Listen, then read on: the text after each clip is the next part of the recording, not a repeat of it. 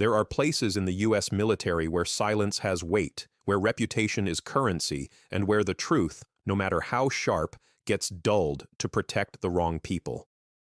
One such place was Camp Jericho, a remote joint forces installation buried between Nevada's Dead Mountains and a vast, soundless desert. It was a place used for classified cross-branch exercises, Navy, Marine Corps, Army Special Operations, even certain intelligence units.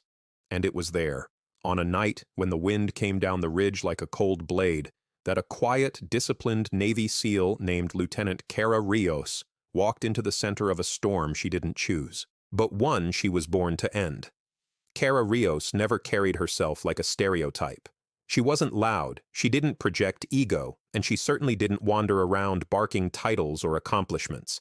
Most didn't know she had 7 deployments, multiple citations for valor, and a reputation inside JSOC circles as the calmest operator in any room. Some even whispered she had been considered for a special compartmented unit that didn't officially exist on paper. But at Camp Jericho, she kept all of that to herself. She trained, she studied, she followed orders, and she walked the base with the quiet confidence of someone who had survived things she prayed no one else in that camp would ever have to see. Cara had been temporarily attached to Bravo Element, a 4-man commando detachment drawn from various branches. Their leader, Staff Sergeant Whitaker, didn't appreciate her presence. Not because she wasn't competent, not because she lacked discipline. No, because she didn't fit the mold he liked to command. She was quiet, analytical, and didn't respond to intimidation tactics. And when men like Whitaker couldn't shake someone, they tried to break them instead. It started small. Dismissive comments. Not being given the same intel packets as the others. Being left out of tactical debates she was supposed to contribute to. But tonight would be the boiling point. Something orchestrated, deliberate, and wrong.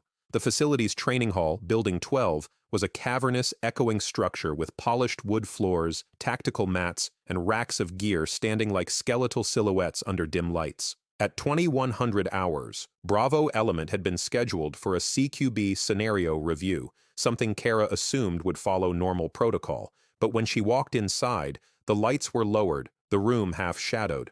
Whitaker stood with 3 other commandos, Oakes, Ramirez, and Dalton, men built like armored walls, men who thought they were untouchable.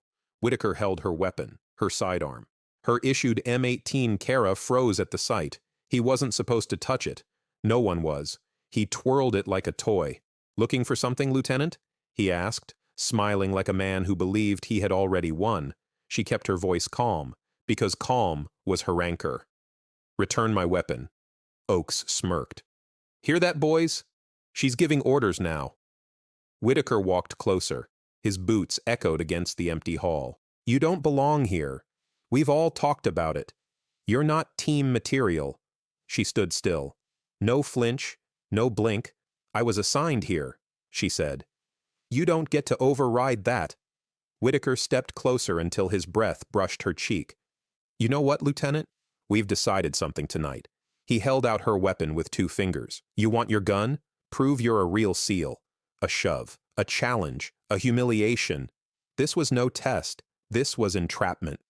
Cara wasn't arrogant. She didn't need to prove herself to anyone. If she left the room, filed a report, the base commander would have to investigate. But rumors would start. Her integrity would be questioned. And she knew how slow justice moved when the wrong people protected each other. Cowards hid behind process. Predators hid behind rank. And she knew one thing with absolute clarity. If she backed down tonight, they would do this to someone else.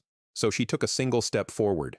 Her voice never rose. "You want proof?" she said softly. "You'll get it." Whitaker's grin widened. He tossed her weapon to the far corner of the room. "Clock starts when you move," he said. Oakes cracked his knuckles. Ramirez stretched his neck. Dalton rolled his shoulders. 4 trained commandos. 1 unarmed SEAL. They thought the math was in their favor. They had no idea how wrong they were. Cara exhaled once, just once. Her vision narrowed. Her pulse slowed. Her mind became surgical. She had no weapon. They had size, numbers, aggression. But she had precision, and she had a rule she lived by. Speed without discipline is just noise. Whitaker moved first, an explosive sprint meant to knock her off her feet. At the last instant she shifted weight, redirecting him with an open palm strike. His momentum carried him past her, exactly where she wanted him. Oakes lunged. She stepped into him closer than he expected, driving an elbow into the hinge of his jaw. He dropped like the ground was magnetized. Were seconds. 12 to 28 seconds. The room turns against them. Ramirez swung with a wild hook. She ducked under it, caught his wrist, and twisted, hard. A pop, a scream. He fell to his knees, clutching his arm. Whitaker recovered and charged again, rage blinding him. She redirected him into the wall. His skull struck the panel with a dull thud. Dalton hesitated then, only for a moment. But hesitation is a death sentence in close-quarters combat. She swept his legs. He hit the ground. Seconds. 3 were down. 1 was still stumbling back up.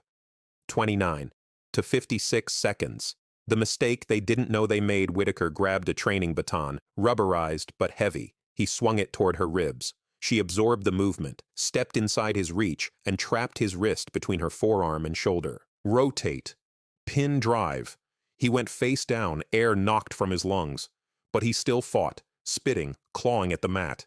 He wasn't a coward. He was dangerous, just misguided, corrupted by ego and poor leadership.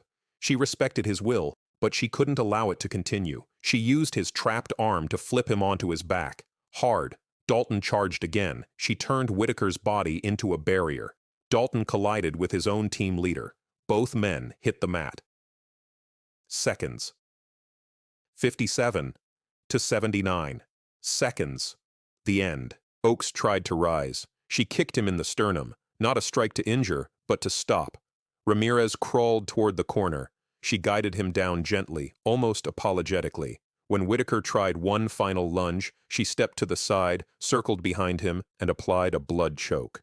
Clean, controlled, clinical. He tapped. He passed out. She released. Total time. 79 seconds. 4 commandos incapacitated. 1 unarmed SEAL standing. Silence fell. The kind of silence that doesn't vanish for years. Kara didn't celebrate, didn't smirk, didn't look at them with triumph. Instead, she walked to the far corner, picked up her discarded weapon, checked it with meticulous respect, and holstered it. Then she grabbed the emergency phone on the wall. Building 12. Training incident, she said. Medical assistance required. Her voice was level, unshaken, professional. When base security arrived, they found 4 men on the ground, 1 woman standing. No panic, no chaos, just truth. Plain, simple, undeniable. What happened next wasn't quiet. It wasn't swept away. Because Kara, calm, reserved Kara, did something no one expected. She documented everything. She filed a full report. She provided timestamps. She requested surveillance footage, not to punish, but to protect. To set precedent. To make sure this old-school hazing ended with her. The base commander, Colonel Hart, reviewed the footage 3 times in silence. At the end, he asked her, "Lieutenant, why didn't you walk away?" She answered honestly, "If I walked away, sir, they would have done it again to someone else." Hart nodded slowly. "You understand this could end careers." She looked him straight in the eyes. Then those careers needed to end. Whitaker was removed from command pending investigation. Oakes and Dalton were transferred and placed on probationary review. Ramirez, whose wrist had been fractured, privately apologized to Kara during recovery. But something else happened too. Stories spread. Not myths. Not exaggerations, facts. A SEAL lieutenant, calm, composed, professional, took down 4 commandos in 1 minute and 19 seconds. Not out of ego, not out of rage, but out of necessity, and because she had the courage to stand alone when it mattered. A week later, Kara was in the gym taping her hands for a heavy bag session when someone approached behind her. She turned to see Sergeant Dalton, the one who'd hesitated during the fight. He looked nervous. "Ma'am, I wanted to say thank you," he said quietly, "for not hurting us worse." She nodded. "Hurting you wasn't the goal," he swallowed hard, "and for making it stop the way things used to be." Kara paused mid-rap. He met her eyes with sincerity for the first time. "Some of us needed the correction," he said, "even if it was painful." She nodded again, this time with a trace of warmth.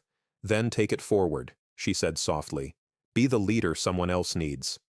He straightened, almost unconsciously. Yes, ma'am.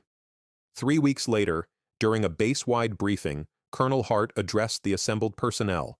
Camp Jericho stands for integrity, for discipline, for respect, and sometimes it takes one person to remind us of that. He didn't mention Kara by name. He didn't need to. Every person in the room understood who he meant. Kara stood in the back row, silent, hands behind her, eyes steady. Not proud, not embarrassed, just present, just ready, because justice, real justice, doesn't roar. It doesn't demand applause. It doesn't ask for medals. Sometimes it walks quietly, like a shadow with purpose, and sometimes it wears a steel trident on its chest.